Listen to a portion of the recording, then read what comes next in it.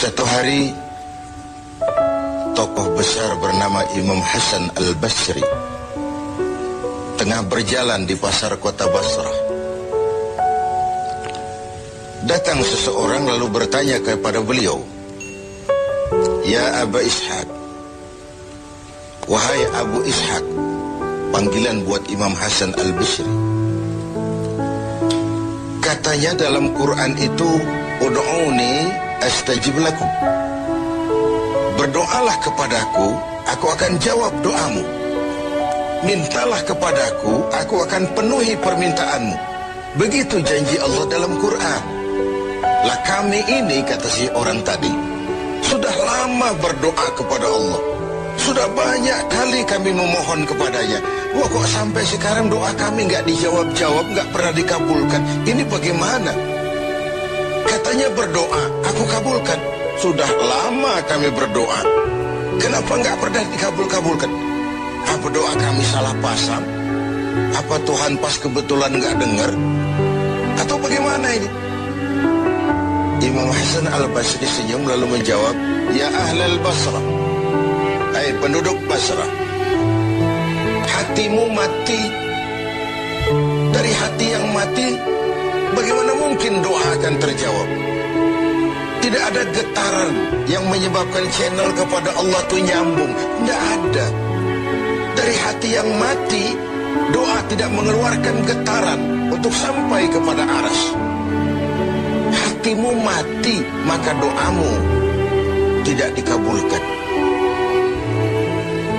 Kita renungkanlah jawaban ini. Sederhana, doa tidak didengar Tuhan. Permohonan tidak dikabulkan olehnya. Tapi kalau kita mau menukik kepada renungan yang lebih jauh, kemalangan apa yang lebih besar selain daripada kalau Allah sudah berpaling kepada kita dalam hidup ini? Permohonan tidak didengar, doa tidak dikabulkan, Allah sudah masa bodoh dengan kita. Kemana lagi langit tempat kita bernaung? Kemana lagi bumi tempat kita berpijak? Kalau Allah sudah berpaling dalam hidup ini kepada kita, itulah kemalangan yang paling besar dalam hidup ini. Sementara kita berleha-leha, menurut kita kemalangan itu kehilangan jabatan, kemalangan itu kehilangan harta benda, kemalangan itu adalah kehilangan orang yang kita sayangi. Allah berpaling dalam hidup kita, tidak pernah kita melakukan evaluasi. Nah, apa yang menyebabkan hati itu jadi mati sehingga tidak ada getaran yang nyambung ke aras, yang mengakibatkan Tuhan berpaling dari kita, doa tidak lagi didengar, permohonan tidak lagi dikabulkan? Ada beberapa hal yang menyebabkan hati jadi mati sehingga doa tidak terangkat. Imam Hasan Al-Basri menjelaskan beberapa faktor yang menyebabkan hati menjadi mati. Tidak ada lagi getaran yang mengantarkan doa ke aras sehingga Tuhan pun berpaling.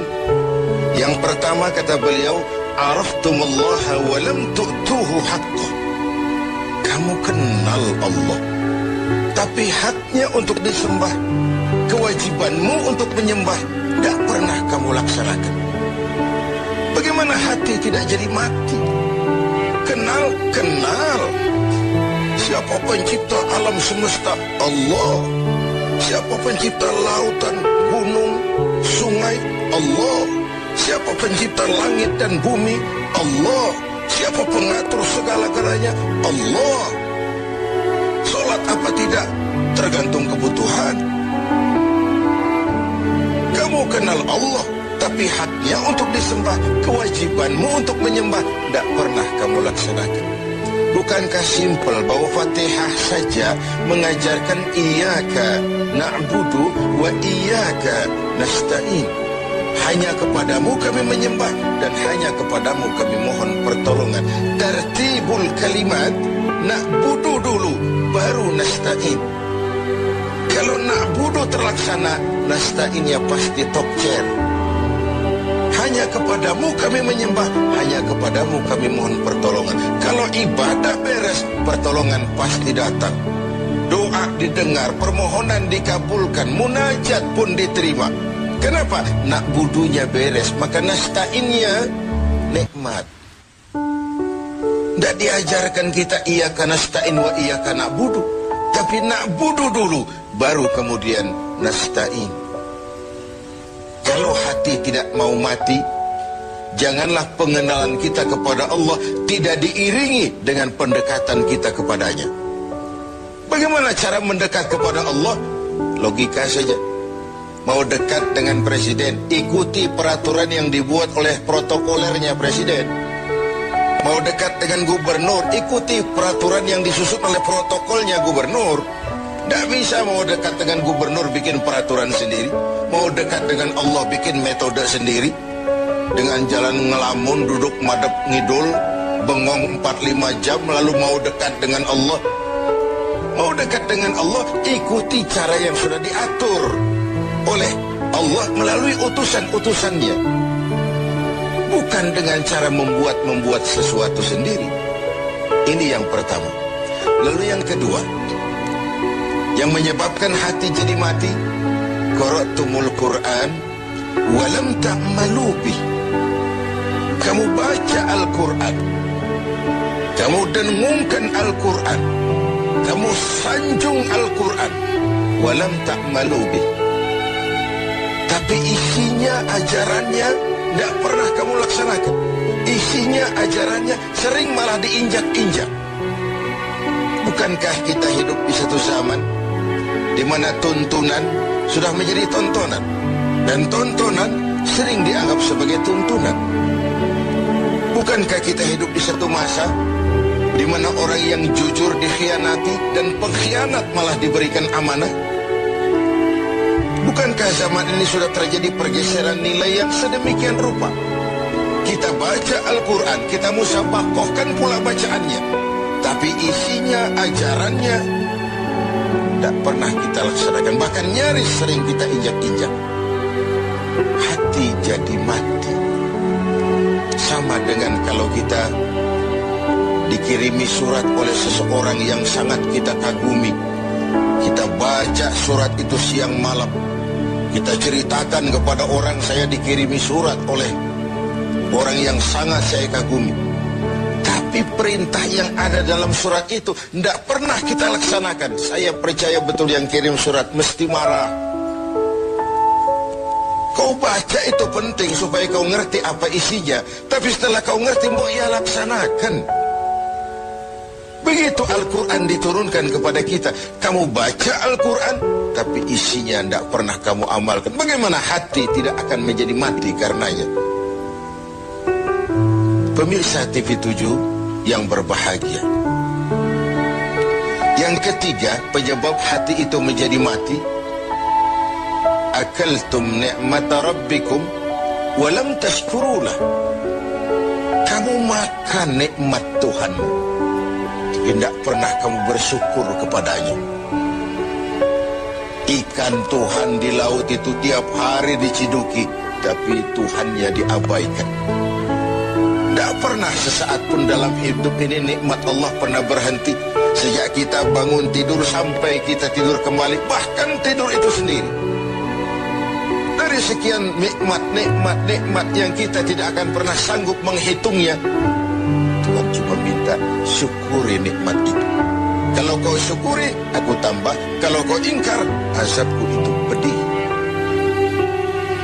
Tiap hari kau makan nikmat Tuhanmu, akaltum ni'mata rabbikum. Kau makan nikmat dari Tuhanmu, walam tashkurulah, tapi kepadanya kamu tidak pernah bersyukur. Baik syukur dalam bentuk ucapan, lebih-lebih syukur dalam bentuk perbuatan. Karena kalau syukur ucapan semua bisa. Alhamdulillah, terima kasih Tuhan, puji syukur, terima kasih Tuhan. Tapi perbuatannya sering tidak sinkron dengan ucapannya. Kalau saya diberikan harta oleh Allah, mulut saya tidak pernah berhenti. Alhamdulillah Tuhan, terima kasih dikasih harta. Tapi pelitnya 17 setan. Biasanya orang itu baru syukur perbuatan, baru syukur ucapan, belum syukur perbuatan. Karena syukur perbuatan artinya mempergunakan suatu nikmat sesuai dengan kehendak yang memberikan nikmat itu. Allah memberikan harta kepada saya. Apa yang Allah kehendaki dengan menggunakan harta itu? Bagaimana kehendak Allah tentang penggunaan harta itu? Allah memberikan jabatan kepada saya. Apa yang Allah kehendaki dengan memberikan jabatan ini kepada saya? Mempergunakan suatu nikmat sesuai dengan kehendak yang memberinya. Itulah syukur yang sebenarnya. Ini yang keempat.